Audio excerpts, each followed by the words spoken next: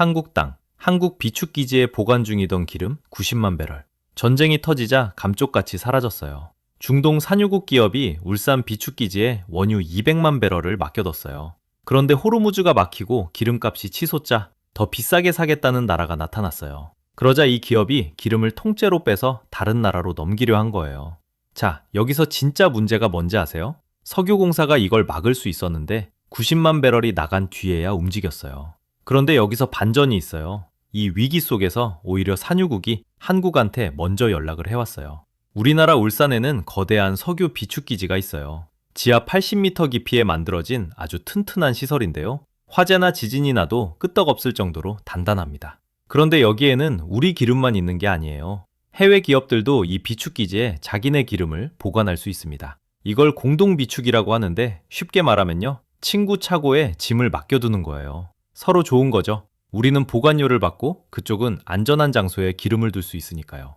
그런데 바로 이 시스템에서 문제가 터졌습니다. 중동의 한 해외 기업 A사가 울산 비축기지에 무려 200만 배럴을 맡겨뒀어요. 그러다 2월 말 전쟁이 터졌습니다. 호르무즈 해협이 막히면서 국제 유가가 치솟았죠.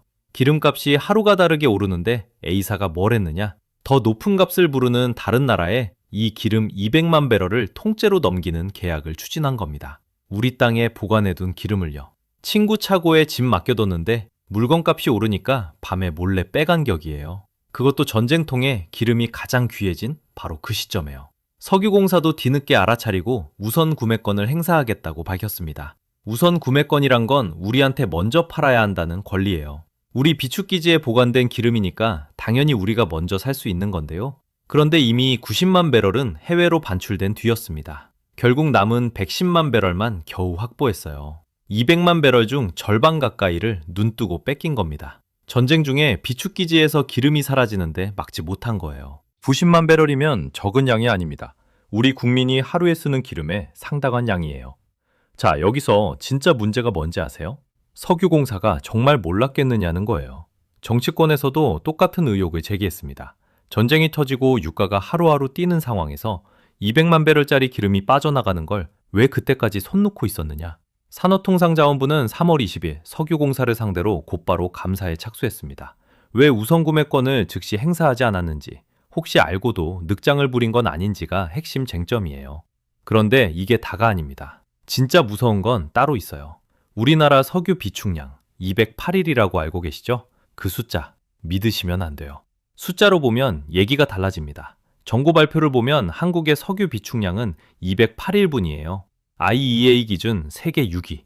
이 숫자만 보면 뭐야 반년 넘게 버틸 수 있잖아 싶죠? 저도 처음엔 그렇게 알고 있었어요. 근데 이 208일이라는 숫자가 어떻게 나오는지 들어보시면 생각이 바뀔 거예요.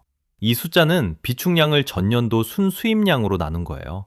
쉽게 말하면요, 수출한 양은 빼고 계산한 거거든요. 많은 분들이 이 부분을 놓치시더라고요. 한국은 수입한 원유의 절반을 정제해서 다시 해외에 수출해요. 그러니까 실제 하루에 기름을 280만 배럴씩 쓰는데 IEA 계산에서는 90만 배럴만 쓰는 것처럼 나누는 거예요.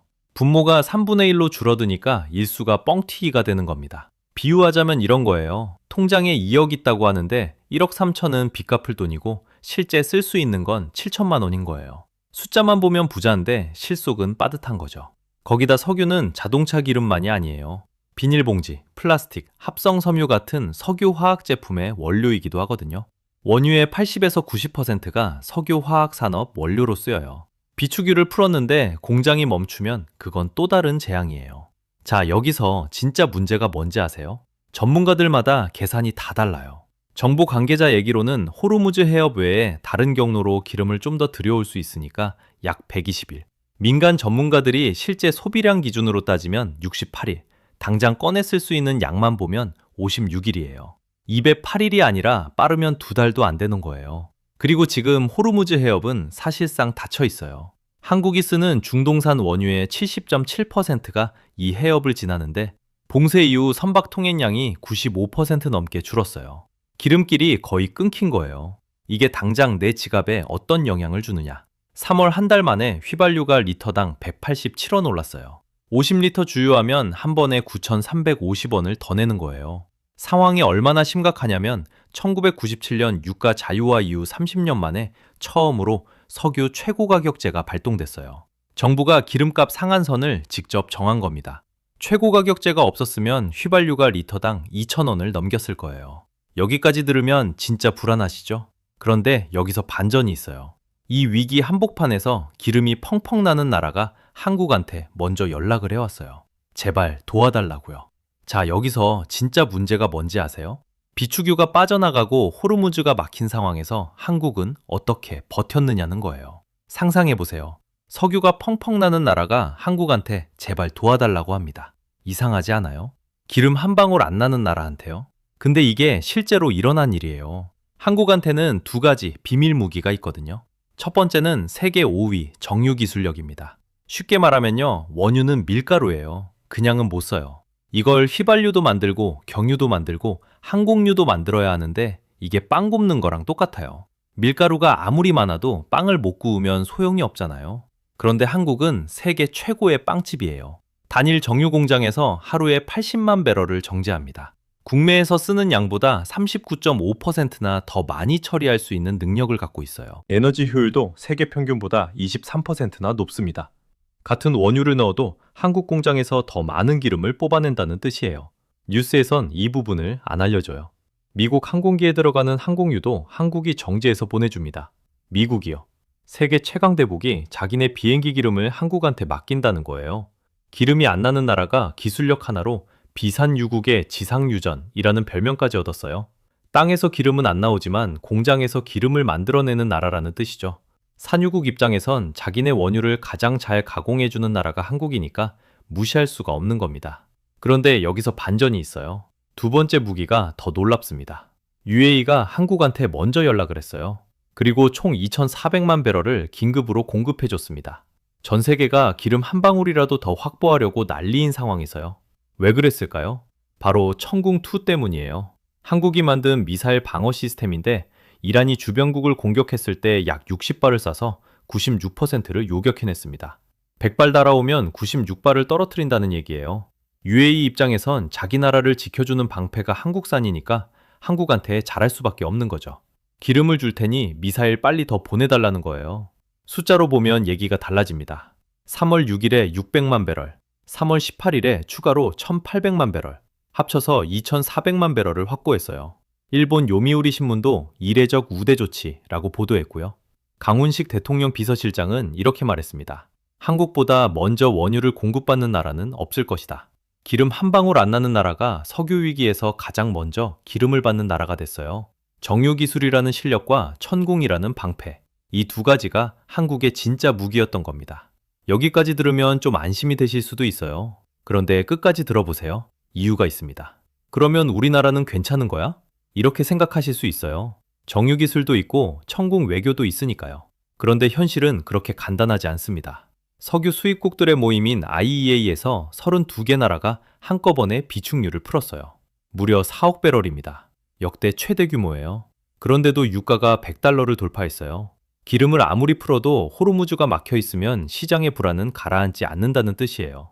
산업 쪽도 심각합니다. 플라스틱이나 비닐을 만드는 석유 원료인 나프타 공급이 막히기 시작했어요. 여천 NCC라는 석유화학 업체는 어쩔 수 없는 사정으로 계약을 못 지키겠다는 통보까지 했어요. 공장이 돌아가지 않으면 우리가 매일 쓰는 비닐봉지, 플라스틱 용기 가격도 오를 수밖에 없어요. 유가 전망은 더 걱정이에요. 글로벌 투자은행 번스타인은 극단적인 상황이 오면 $120에서 $150까지 갈 수 있다고 봤어요. 호르무즈 봉쇄가 장기화되면 $200도 가능하다는 경고도 나옵니다. 이게 나한테 무슨 영향이냐? 기름값이 오르면 물류비가 오르잖아요. 물류비가 오르면 택배비가 오르고 마트에서 사는 식료품 가격도 같이 올라요. 해외여행 가시려는 분들은 항공권 유류할증료 인상도 각오하셔야 해요. 올겨울 난방비도 벌써부터 걱정입니다. 국제유가가 $100를 넘기면 소비자 물가가 1.1%포인트 더 오르고 경제 성장률은 0.9%포인트 떨어진다는 분석도 있어요. 그리고 많은 분들이 이 부분을 놓치시더라고요. 지금 우리가 내고 있는 유류세 있잖아요. 이거 원래 1994년에 한시적으로 걷겠다고 시작한 거예요. 그 한시적이 30년째 계속되고 있어요. 정부가 유류세 인하폭을 늘렸다고는 하지만 애초에 없어져야 할 세금이 30년째 붙어 있는 거예요. 비축유 시스템에 허점이 있고 유가는 언제든 더 뛸 수 있어요. 정유 기술이 있고 방산 외교 카드가 있다고 해서 안심할 상황은 아닙니다. 정리하면 이렇습니다. 비축유 90만 배럴이 눈앞에서 빠져나갔고 208일이라는 숫자 뒤에는 허점이 있었어요. 그래도 한국에는 세계 5위 정유 기술력과 천공투로 만들어낸 방산 외교라는 카드가 있습니다. 다만 유가는 언제든 더 오를 수 있고 지금은 안심할 때가 아닙니다. 이 상황이 앞으로 어떻게 흘러가는지 계속 정리해 드릴게요. 도움이 되셨다면 구독과 좋아요 부탁드립니다.